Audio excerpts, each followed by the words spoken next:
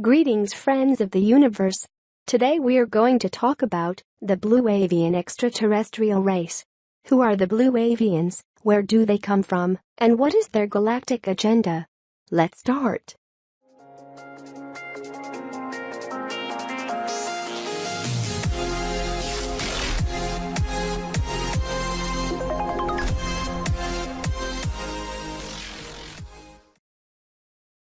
The blue avians are a peaceful, ancient race that came into our solar system inside spherical ships billions of years ago.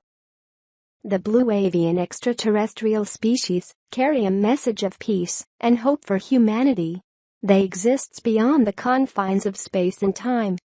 It is believed that these creatures have visited Earth for millennia, aiding in the spiritual development of humankind and helping to shift the consciousness of our species for the good of all.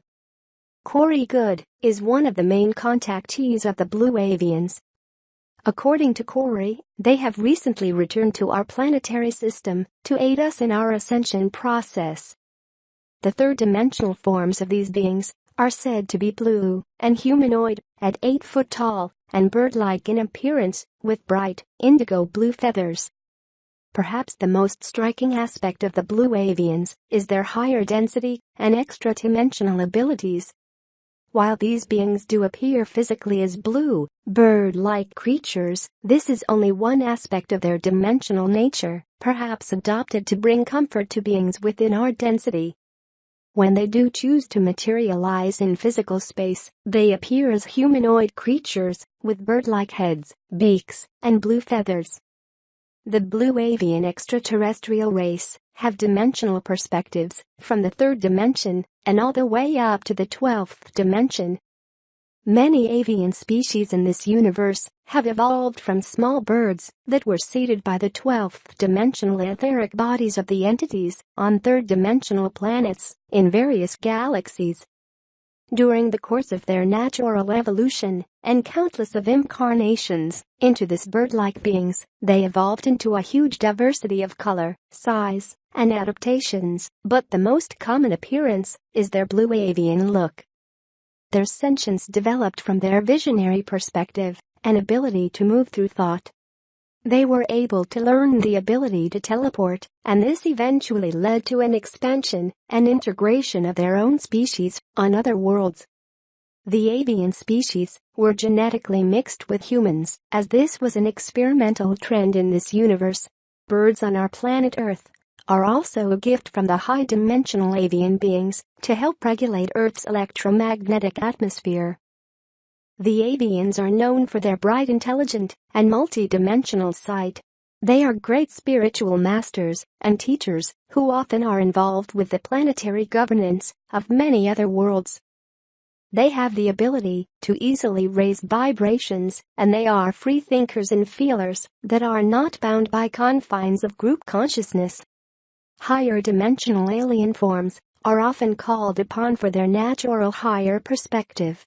They usually send an energy form of themselves around the universe for consultations. The blue avians are part of a space federation called the Sphere Being Alliance. They are here to keep energy stable during Earth's transit into the area of high cosmic energy. Blue avians have ascended from our current level of reality into the 6th to 9th densities, traveling at will across the universe. According to Corey, they do not use spacecraft as we understand them, but do utilize some devices, such as the spheres, which have been dispatched to protect our planet. Their ships are spread out equidistantly across the solar system to monitor and stabilize the new energies coming in. Their spherical ships are very large and are also multidimensional, in the sense that they have the ability to materialize into higher densities. Over 100 of these ships are present in our solar system, and their function is to access devices, to buffer and diffuse the highly powerful waves of energies coming into our solar system at this time. Their ships are stabilizing the new energies coming in that are creating an energetic consciousness ascension for the entire solar system. Their message urges humans to help themselves, stating that ascension can only be reached by humanity solving its own problems. The blue avians primarily communicate using telepathy and often initiate contact with humans by dreams. Corey Good claims that these creatures also use a form of sign language and have created a secret greeting that they teach contactees to verify a truthful blue avian connection. Although some claim to have received channeled messages from the blue avians, Corey refutes this possibility, stating that these entities have chosen not to communicate using this method due to the interference from other extraterrestrial intelligences. These beings are thought to possess telekinetic powers due to their existence outside of physical reality. Corey also states that they use light physical touch as a form of communication to induce positive physical and emotional response. The avian race have a great historical record with humanity. Throughout human history, they have attempted to help enlighten us to new perspectives, usually through communications with advanced masters or high priests and shamans. Blue avian creatures have appeared many times throughout human mythology. For instance, Horus, the Egyptian god of the sun, was pictured as a bird-headed being, as was his accomplice Thoth. Horus was believed to represent the noonday sun. He was considered the creator of the seasons, months, plants, and animals. He was most often depicted as humanoid, with the head of a blue eagle, wearing a crown with a solar disk, a serpent coiled around its circumference. In the ancient Egyptian pyramid texts, some of the oldest ascension texts in the world, the deceased king rises into the portals in the sky as Horus, indicating his role in the Stargate mysteries of ancient Egypt. Horus symbolizes the living, eternal light body, returning to the stars, becoming a starwalker in the dimension of the blessed. These Stargate mysteries came alive for me on the ceiling of Hathor's magnificent Temple of Love and Joy in Dendera, Egypt, where we see various members of the Blue Avians, including Isis, the Great Cosmic Mother, and Horus, her son of light, as bluebird people, along with blue humans wearing feathered cloaks. We also see the bluebird man, Horus, surfing the cosmos on his ship of eternity, his wormhole-shaped starboat. We see Horus on his feathered ascension throne.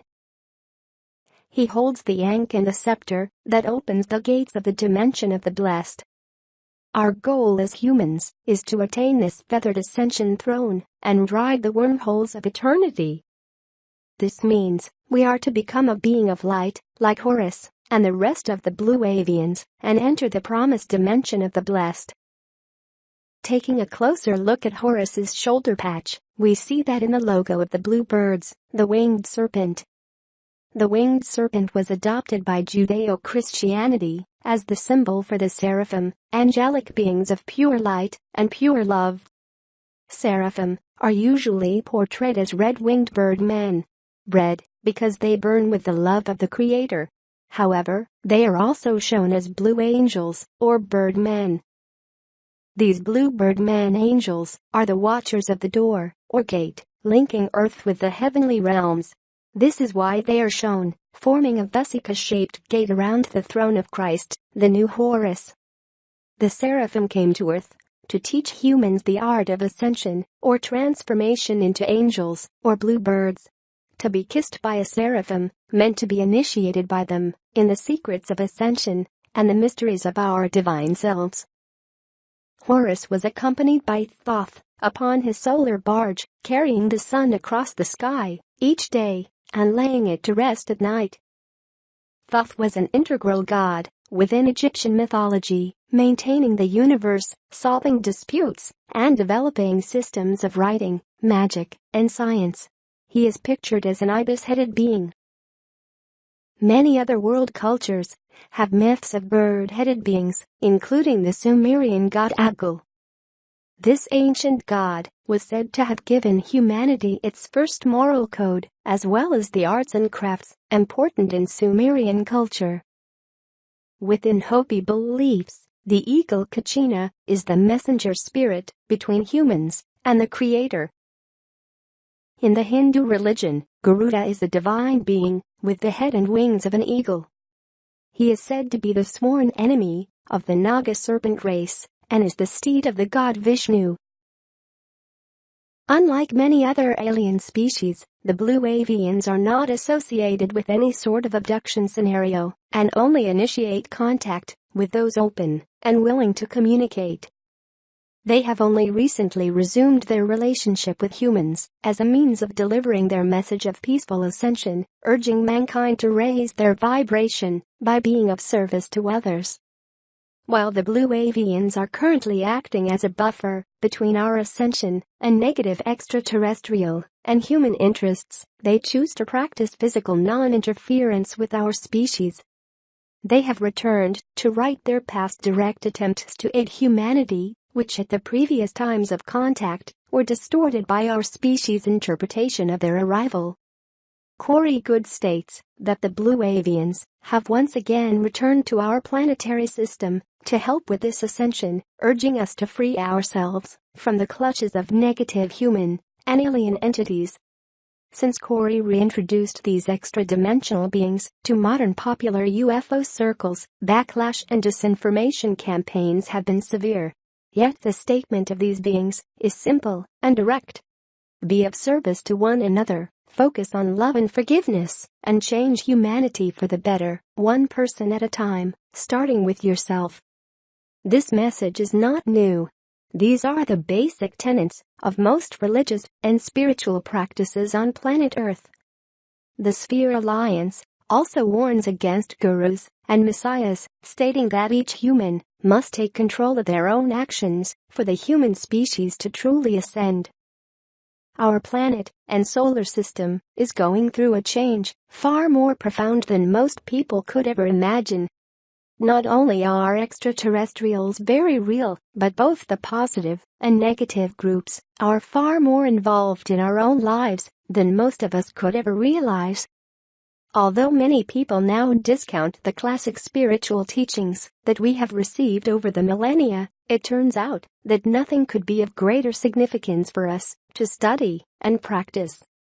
The Blue Avians work closely with the Pleiadians, and together, they are trying their best to make us feel more at home on our planet. They also share that there is much underground activity in the North Pole and in Antarctica. Originally, several portals connected to inner Earth societies had been closed, but many visiting alien species have found new ways to open them. Many are refugees from other planets and galaxies in the universe who wish to be part of the inner Earth societies. According to David Wilcock, the Blue Avian system of beliefs is similar to the law of one. In the raw materials, their level of intelligence has transcended physical limitations and duality, and they act as a single intelligent entity. The sphere beings are here to guide us through the ascension process, but it is up to us to enact the changes that will lead to full disclosure. The Blue Avians emphasized the importance for humans to love and forgive, because this is the vibration to achieve higher states of consciousness. I'm going to share with you one incredible interaction with a Blue Avian being, gathered from Bonnie Meyer's incredible book called Alien Contact. There was an open field, and in the middle of it was a small ship on the ground. It was round, saucer-shaped, about 30 feet in diameter, silver in color, and standing on 3 legs. The woman entered the spacecraft, and upon arrival, she saw a being. Taking a deep breath and walking through the opening, I encountered a being that was hard for my brain to accept.